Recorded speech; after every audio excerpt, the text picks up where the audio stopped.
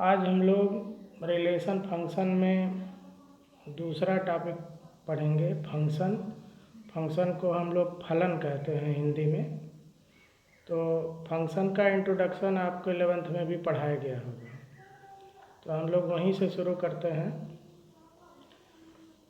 Definition ये है कि रिलेशन ही फंक्शन होता है अगर डोमेन के प्रत्येक एलिमेंट का कोडोमेन में यूनिक इमेज हो। अब इसी चीज़ को अलग अलग राइटर अलग अलग ढंग से लिखते हैं। तो एक डेफिनेशन हम लोग यहाँ पर देखते हैं। Let A and B two non empty set. अब यहाँ पर नॉन एम्प्टी सेट क्यों कहा गया है? इसका ये वजह है कि अगर दो सेट में कुछ न कुछ एलिमेंट हैं तो उनका कार्टेशियन प्रोडक्ट होगा, लेकिन अगर उनमें से कोई भी सेट एम्प्टी है तो उनका हम कार्टेशियन प्रोडक्ट नहीं बना पाएंगे। तो इसीलिए यहाँ पर नॉन एम्प्टी होना चाहिए। अब कार्टेशियन प्रोडक्ट बन गया, कार्टेशियन प्रोडक्ट से ढेर सारे ऑर्डर्ड पेयर बन जाएंगे। उन ऑर्डर्ड पेयर्स में से कुछ को लेकर रिलेशन बनाते हैं। अब वही रिलेशन क्या होगा? फंक्शन होगा। अब फंक्शन इस तरह से डिफाइन है कि f is a relation which associates each element of set A has unique image in B. मतलब सेट ए का प्रत्येक एलिमेंट का बी में केवल एक और एक इकलौता इमेज हो या रिलेशन हो, तो उस रिलेशन को हम लोग फंक्शन कहेंगे। फंक्शन को हम लोग रिप्रेजेंट करते हैं एफ से। F such that A to B, यह पहला डोमेन, दूसरा को डोमेन आपका होता है। इसको हम symbolically y equal to f x लिखते हैं। कहीं भी किसी भी फंक्शन को लिखना होता है जनरल, तो y equal to f x लिखते हैं। अब एक मैपिंग के तरीके से एक फंक्शन यहाँ पर दिखाया गया है।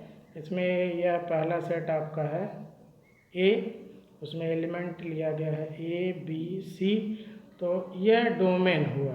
तो डोमेन में देखिए एलिमेंट है ए बी सी। दूसरा जो बी है वो कोडोमेन है, उसमें एलिमेंट है 1 2 3 4 5।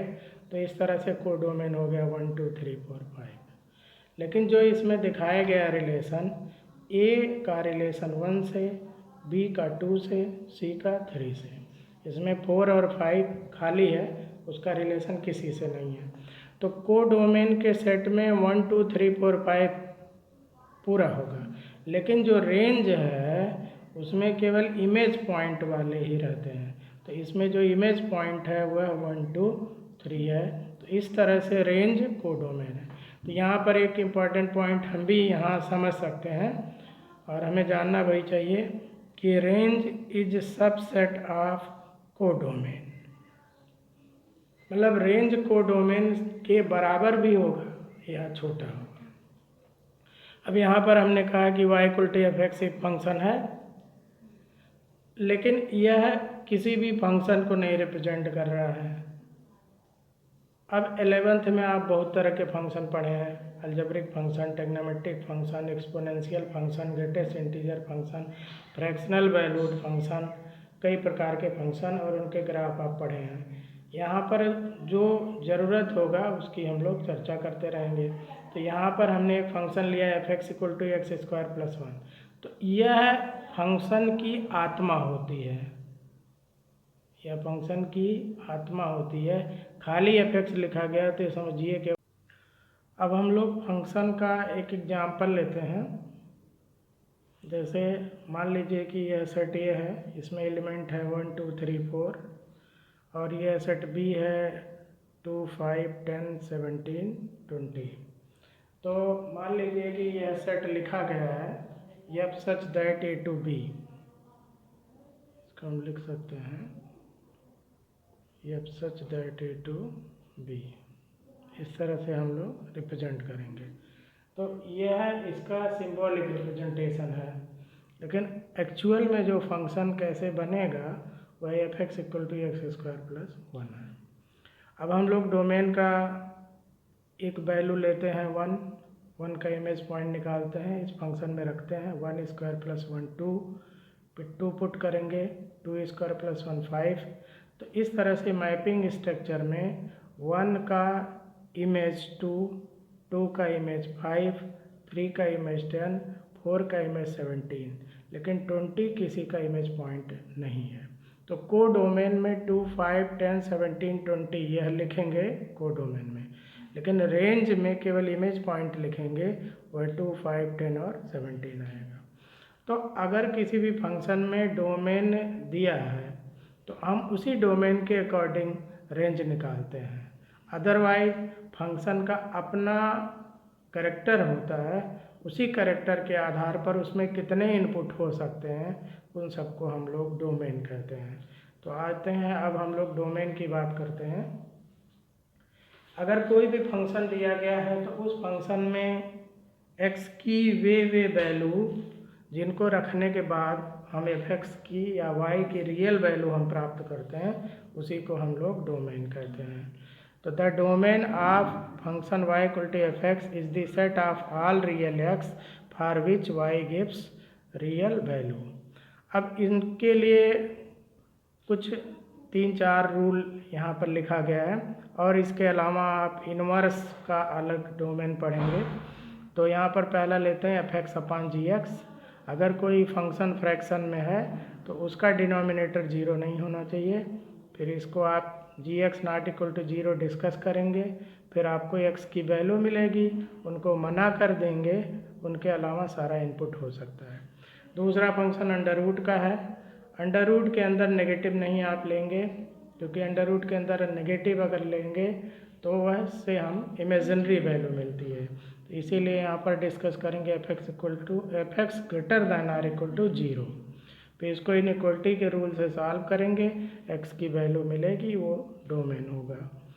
तीसरा हम लेते हैं f(x)/√gx। यहाँ पर फ्रैक्शन भी है, इसलिए डिनोमिनेटर 0 नहीं होगा, अंडर रूट है इसलिए नेगेटिव नहीं होगा। तो इसलिए यहाँ पर कंडीशन अप्लाई करेंगे gx ग्रेटर दैन 0। इसको सॉल्व करेंगे, डोमेन मिलेगा। और सबसे इम्पॉर्टेंट आपका लॉगरिथम फंक्शन है log f(x) बेस gx। तो log में यह 3 इम्पॉर्टेंट कंडीशन होता है, ये हमेशा इन्वॉल्व रहता है log के साथ। कोई भी टॉपिक आप पढ़ रहे हो, log के बाद में सीधा f(x) ग्रेटर दैन 0, ये 0 और नेगेटिव नहीं होगा। log का जो बेस होगा वो भी ग्रेटर दैन 0 होगा, और जो log का बेस होगा वह 1 नहीं होगा। तो ये 3 इम्पॉर्टेंट पॉइंट से हम लोग डिस्कस करते हैं। अब हम लोग एक एग्जांपल लेते हैं, f(x) equal to 1/log 1 - x base 10। इसका हमें डोमेन डिस्कस करना है। तो इसमें दो चीज़ें हैं, एक तो लॉगरिथम्स कैरेक्टर है और दूसरा फ्रैक्शन है। तो फ्रैक्शन के नाते डिनोमिनेटर 0 नहीं होगा, इसलिए हम लोग कहेंगे log 1 - x बेस 10 नॉट 0। फिर log के जो बाद वाली वैल्यू होती है इसको उतार लेते हैं, बेस के ऊपर इसका पावर लगाएंगे, 10 पावर 0 1, इसको सॉल्व करेंगे तो x नॉट 0, यानी डोमेन में 0 नहीं लिया जाएगा। और दूसरा पॉइंट हम डिस्कस करेंगे कि log के आगे ये वाला पहला पॉइंट f(x) ग्रेटर दैन 0, तो f(x) के प्लेस पर 1 - x है, तो 1 - x greater than 0, -x greater than -1, फिर माइनस से मल्टीप्लाई करेंगे, इनइक्वलिटी पलट जाएगी, x लेस दैन 1, मतलब 1 से बिलो और 0 मना कर देना है। तो -∞ से 1 ओपन इंटरवल लगाया गया है, माइनस सिंगलटन सेट, एक एलिमेंट 0 मना कर दिया गया है। तो डोमेन बहुत ही इम्पॉर्टेंट है, इसका यूज हर जगह हम लोग करते हैं। आप कंटिन्यूटी पढ़ेंगे, डिफरेंशियबिलिटी, इंक्रीजिंग डिक्रीजिंग, फंक्शन के जितने कैरेक्टर हम लोग पढ़ते हैं उसमें डोमेन की ज़रूरत पड़ती है। अब आते हैं रेंज। x की डोमेन की x के प्लेस पर डोमेन की सारी वैल्यू रखने पर y जो मिलता है y की वैल्यू, उसी को हम रेंज कहते हैं। तो इसका मतलब एक तरह से आउटपुट हुआ, फंक्शन का आउटपुट y हुआ। तो इसको सॉल्व करने के लिए कई रूल होते हैं, फंक्शन के कैरेक्टर के अकॉर्डिंग डिस्कस कर लेते हैं, और इस रेंज की चर्चा हम लोग आगे करेंगे। फंक्शन में इनवर्स फंक्शन निकालेंगे तो वहाँ पर इसकी बात हम लोग करेंगे। अब हम लोग काइंड्स ऑफ फंक्शन, तो फंक्शन के टाइप हम लोग पढ़ेंगे। अभी हम बात कर रहे थे कि फंक्शन आप 11th में कई तरह का पढ़े, algebraic, trigonometry, exponential, greatest integer, fractional. तो उनका ग्राफ आप 11th में पढ़े होंगे। यहाँ पर फंक्शन का जो टाइप हमें पढ़ना है वो मैपिंग के बेस पर कहते हैं कि जो हम लोग फिगर बनाते हैं सर्किल खींच करके, इसी को हम लोग मैपिंग कहते हैं मैथ के लैंग्वेज में। जो ये डायग्राम है इसको हम लोग मैपिंग कहते हैं। तो मैपिंग के बेस पर हम लोग फंक्शन के टाइप पढ़ेंगे। तो इसमें मेन 4 टाइप बताए जा रहे हैं आपको, इनमें से 2-2 मिला के और भी बना सकते हैं। इसमें सबसे हम लोग पहला पढ़ते हैं 1-1 फंक्शन। 1-1 फंक्शन जैसा कि नाम से ही स्पष्ट है, 1-1 मतलब डोमेन के एक एलिमेंट का कोडोमेन में एक रिलेशन हो, एक का एक के साथ, तो इसको हम लोग इंजेक्टिव कहते हैं। एग्जाम में प्रायः 1-1 वर्ड न यूज करके इंजेक्टिव यूज किया जाता है। इसी तरह से ऑन-टू के लिए सर्जेक्टिव, और अगर 1-1 ऑन-टू है तो उसके लिए बाइजेक्टिव। तो ये तीनों वर्ड ध्यान में रखेंगे। तो 1-1 a function f such that A to B is said to be 1-1 function if. अब 1-1 चेक करने के लिए मेथड है if x1 and x2 element of capital A means domain. Domain में हम कोई 2 एलिमेंट लेते हैं और हम एज्यूम करते हैं कि दोनों अलग अलग हैं, मतलब कोई सेट है उसमें 2 अलग अलग एलिमेंट लेते हैं। और फिगर के बेस पर अगर आप समझना चाहें तो इस तरह से आप समझ सकते हैं कि x1 और x2 ये 2 एलिमेंट हमने लिया, फिर दोनों का इमेज निकालते हैं और इमेज पॉइंट को हम इक्वल कर देते हैं। तो इसीलिए हम लोग कंडीशन अप्लाई करते हैं, x1 का इमेज fx1 होगा और x2 का इमेज fx2 होगा। तो fx1 इक्वल टू fx2 कर देंगे, फिर उसको सॉल्व करेंगे। सॉल्व करने के बाद अगर केवल लास्ट में x1 इक्वल टू x2 ही निकलता है, इसके अलावा और कोई रिलेशन x1 x2 के बीच नहीं आता है, तो आप कह देंगे कि यह फंक्शन 1-1 है। समझ में आया? तो 1-1 प्रूव करने के लिए हम लोग इसी तरह से स्टेप यूज करेंगे। x1 x2 2 अलग अलग एलिमेंट लेंगे, फिर उनसे fx1 fx2 निकालेंगे, फिर दोनों को इक्वल करेंगे, फिर सॉल्व करेंगे। अभी हम लोग एक क्वेश्चन लेते हैं। इसके बाद दूसरा फंक्शन है ऑन-टू, इसको हम लोग सर्जेक्टिव कहते हैं।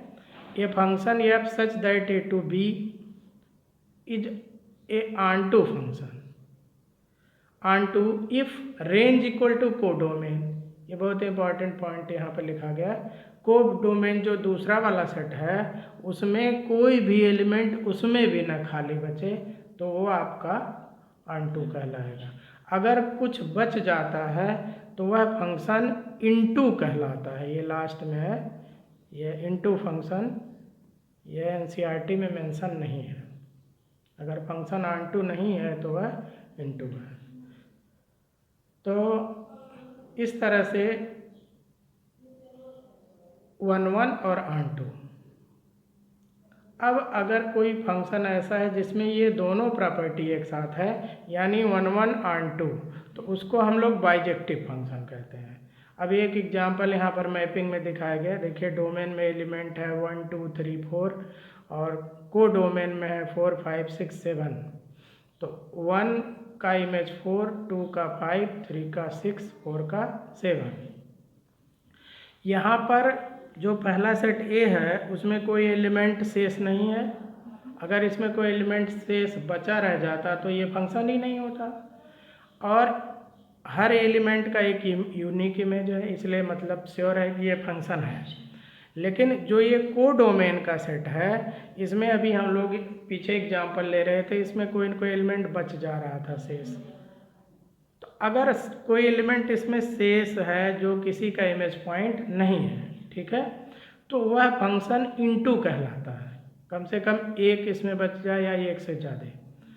तो अब जैसे मान लीजिए कि इसमें हम एक एलिमेंट 9 ले लें, तो अब यह फंक्शन ऑन-टू नहीं रह गया।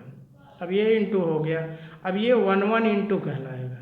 लेकिन अगर हम इस 9 को रिप्लेस कर दें, इसमें एलिमेंट जो है वो नहीं है 9, 4 5 6 7, तब यह 1 1 ऑन 2 कहलाएगा। इसको हम लोग बाइजेक्टिव फंक्शन कहते हैं। तो एग्ज़ाम में प्रायः पूछा जाता है और कंपटीशन में भी ये क्वेश्चन आता है, फंक्शन दे करके उसमें पूछा जाता है कि इंजेक्टिव है, सर्जेक्टिव है या बाइजेक्टिव है। तो इस तरह से हमें इसको क्लियर समझ लेना चाहिए।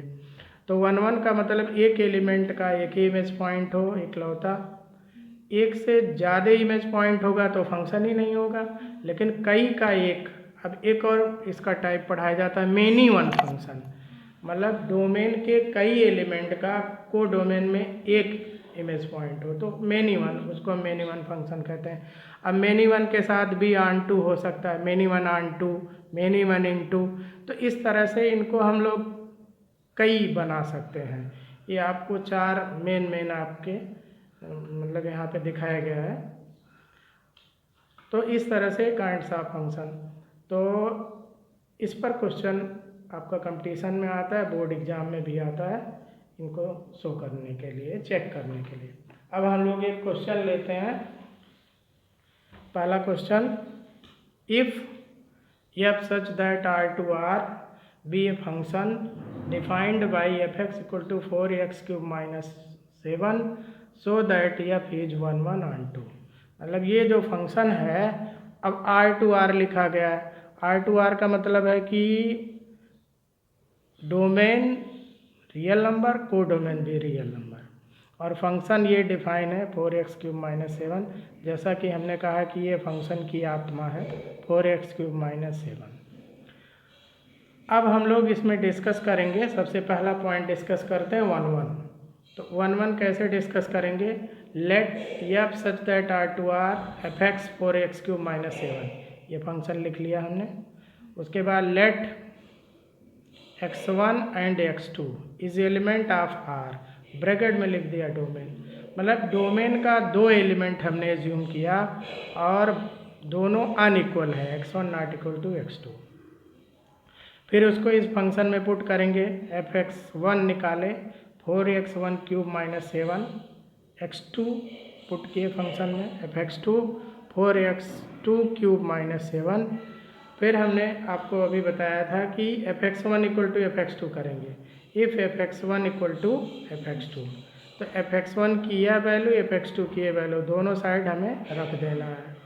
और इसमें वेरिएबल से हम मल्टीप्लाई डिवाइड नहीं करेंगे, ये ध्यान रखना है सॉल्व करते समय, वेरिएबल से मल्टीप्लाई डिवाइड नहीं करेंगे। तो इसको सॉल्व करने के बाद देखिएगा 7 7 cancel out, cancellation law, 4 4 cancel, cancellation law, x1 cube equal to x2 cube. तो यहाँ पर दोनों का स्क्वायर रूट लेना है।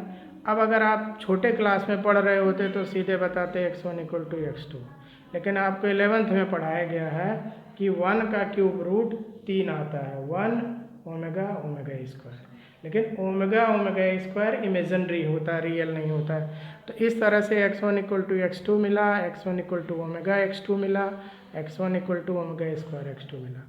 अब ये जो दोनों है ये इमेजिनरी है, इसलिए इसका हमें यहाँ पर कोई यूज नहीं है। अगर इस x1 इक्वल टू x2 के अलावा x1 इक्वल टू 2x2 या x1 equal to something x2 कोई और रिलेशन इसके अलावा निकलता तो ये फंक्शन 1 1 नहीं कहलाता। अगर केवल और केवल x1 इक्वल टू x2 निकल रहा है तो आप यहाँ पर लिखेंगे कि इट इज़ 1 1। अब हम लोग ऑन2 कैसे दिखाएंगे, ऑन2 दिखाने के लिए हम लोग रेंज निकालते हैं। तो रेंज हम लोग फंक्शन के प्रॉपर्टी से भी बात कर लेते हैं, और जो उसका सामान्य तरीका है वो ये है, fx equal to 4x cube minus 7, fx को हम लिख देंगे y equal to 4x cube minus 7। अब इसके बाद हमें करना क्या होता है, हम लोग इसको मैथमेटिक्स का कोई भी रूल लगा करके x की वैल्यू y के टर्म में निकालते हैं। तो 7 हमने ट्रांसफ़र किया, 4 नीचे हम ले गए, x cube equal to y plus 7/4, दोनों साइड का क्यूब रूट कर दिए, y प्लस 7/4 होल पावर 1/3। अब x की वैल्यू जब y के टर्म में आ जाएगा तो इस कैरेक्टर पर वे सारे रूल लगाते हैं जो डोमेन के रूल होते हैं, उनको लगा के इसे हम डिस्कस करते हैं, फिर उससे रेंज निकलता है। तो यहाँ पर y की कोई भी वैल्यू आप रखें, क्योंकि y न्यूमरेटर में है, पॉजिटिव का क्यूब रूट पॉजिटिव और नेगेटिव का क्यूब रूट नेगेटिव, तो इसलिए इससे नेगेटिव पॉजिटिव जीरो सारी वैल्यू मिलेगी। तो इस तरह से इसका जो रेंज है वो रियल नंबर है। अच्छा, इसमें को डोमेन दिया है रियल नंबर और रेंज भी आ गया रियल नंबर, तो रेंज इक्वल टू को डोमेन। अगर रेंज और को डोमेन इक्वल निकलता है तो आप कहेंगे कि इट इज ऑनटू फंक्शन, यह फंक्शन ऑनटू है। तो इस पहले हाफ से आप 1 1 प्रूव किए और सेकेंड हाफ से आप ऑनटू प्रूव किए, इस तरह से यह फंक्शन 1 1 ऑनटू है। तो इस तरह से अगर कोई भी फंक्शन दिया गया है तो उसको हम लोग 1 1 ऑनटू प्रूव कर सकते